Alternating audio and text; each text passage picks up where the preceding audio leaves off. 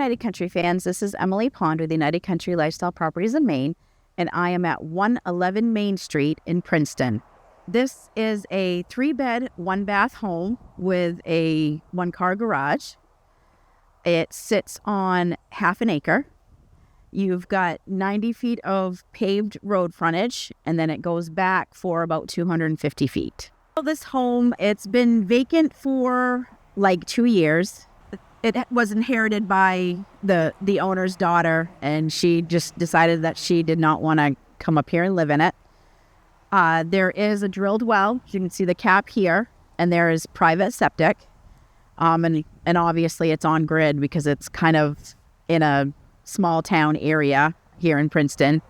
You are right next door over here. There's a grocery store, and then there's a small hardware store.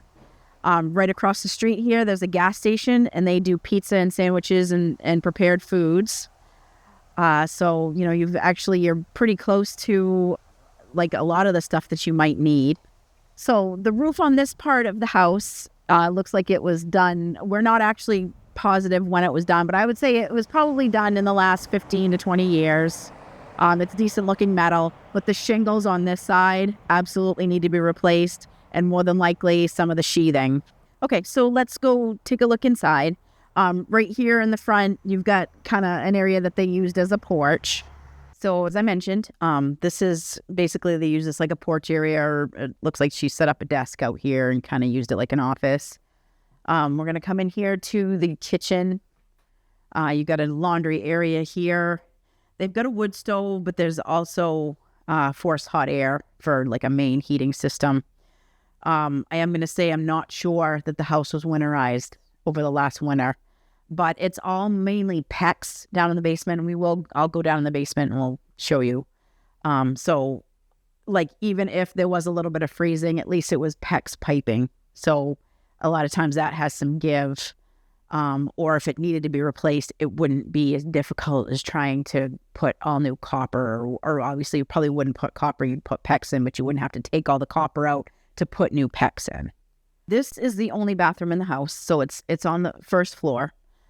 And as I mentioned before, I'm not sure that it was winterized. I didn't really see any signs downstairs of pipes being split, but I'm not a plumber. That's all on. The toilet's not split though, like the toilet isn't cracked. Everything appears to be okay. Here we are in the kitchen. The refrigerator looks like it's fairly newer. Honestly, I don't have a ton of information on this house because, as I said, the seller has never actually lived in this house. So I'm just going by visually what I can see. The fridge looks like it's newer. The stove it's a gas stove. It looks like it's in decent shape. She has not turned the power on, so I can't like physically show you, some of anything that like might have to be started up with power. As I mentioned before, the roof needs to be done on this half of the house. And as you can see, it has leaked. There is a second floor here, so it has leaked from the upstairs all the way down into this floor. The floors still feel solid. You're going to have to, if you wanted to try to bring these floors back, you could sand them and refinish them. Everything still feels solid. Obviously, you're going to have to do something with your ceilings, and there is some wiring right here in this area. So, you're going to have an electrician just kind of like check things out. Me eyeballing it, I really think that, somebody could make this into a decent home. It's going to take a little bit of money, but we've got a purchase price of $62,000 on this. So, you buy it for the 62, you put 30 or 40 into it, and you've got a really decent $100,000 house. And you can't find those anymore. I would say this dining room is about 15 by 20. And then we're going to come in here into what I guess would be considered like the living room, or you could use that as a living room and whatever. And this room is about 12 by 15. So this house was built in the 1850s, 1853, I believe. And then the tax card from the town shows that there was a major remodel in the 1950s. And I'm wondering if maybe that may have been when they built that piece on back there, because I'm assuming, that it looks as though this was the main part of the house. It was like an old federal, and then they built on the back part where the kitchen and the bathroom are now. So this is the first bedroom. This is about 10 by 12. And as I mentioned, I don't believe it was winterized last year. So I'm seeing a little bit of like some cracking and stuff in some of the drywall. So here's the second bedroom. I'm going to say this one is about 12 by 14. And it's obvious that this part of the roof is the part that's like leaking the most, because I honestly don't see a lot of signs of it in any other area. It's all here in this area. But the whole roof is going to need to be done.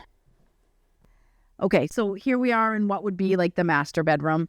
This is actually a really good size bedroom. I would say this is 15 by 20 because this is a king size bed and there's plenty of room all the way around it. So this is a really good size bedroom. Okay, we're going to go down and we're going to take a look in the basement. There's no lights down there, so all I'm going to be able to do is like hold a flashlight around but I mean, you'll still be able to get an idea of what it looks like down there. So as I mentioned, the house is from 1853.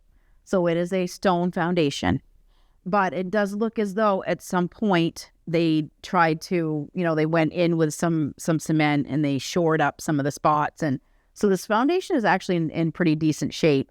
It does look like there's been, a little bit of moisture down here. There's not many houses in Maine that don't have at least a little bit of moisture after a heavy rain, or in the spring of the year. As I mentioned, they've got a forced hot air system down here for the heat. There is a sump pump, but right now it's not going to be going because there's no electricity, but there's not like a large amount of water or anything down here. It just looks as though there was a little bit of dampness. They do have the furnace up on, everything is kind of up on blocks, so you don't have to worry about getting wet. The pump and the pump over here and the holding tank actually look like they're newer. So I just wanted to show you this back wall. It actually looks pretty good.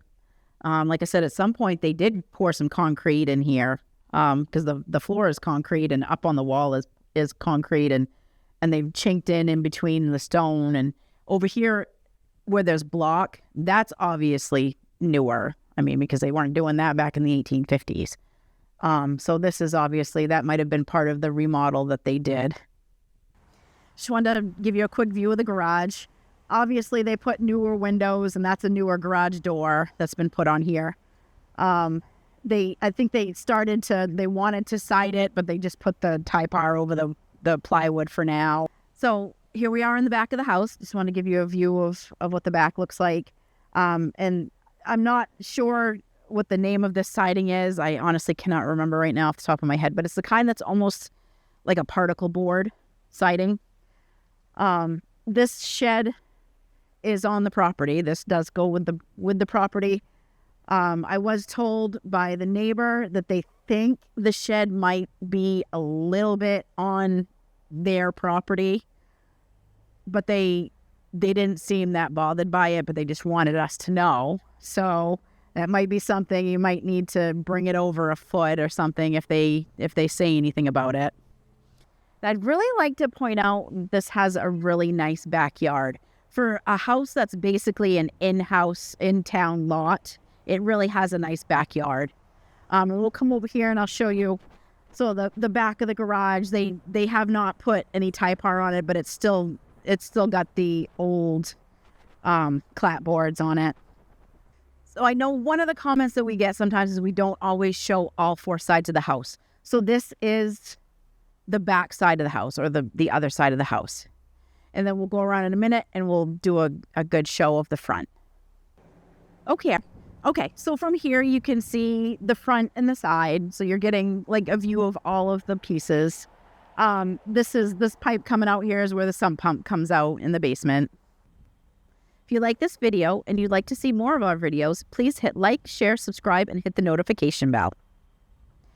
Now, Princeton, Maine is about 25 minutes from Calais, and Calais would be where your next bigger town with it's got a Walmart and a grocery store and like a few other restaurants and things. The closest hospital would be in Calais, and then there are a few medical facilities here in Princeton. The closest international airport is in Bangor, and that is about 2 hours away. So here in Princeton, we are about 4 hours from Portland, and then we are about 5.5 hours to Boston. Okay, just to recap, this sits on a half acre of land. It has 90 feet of road frontage here on Main Street in Princeton. The purchase price, the asking price is $62,000. The yearly taxes are $1,541.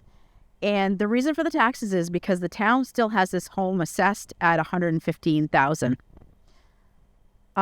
Just down the road here, you have a public boat launch onto Lewy Lake. In Lewy Lake, you can fish for white perch, yellow perch, pickerel. And like I said, there's a public boat launch on there, and that is just maybe half a mile down the road. Thank you for joining me today at 111 Main Street in Princeton. If you'd like more information on this property, please give me a call at 207-794-4152.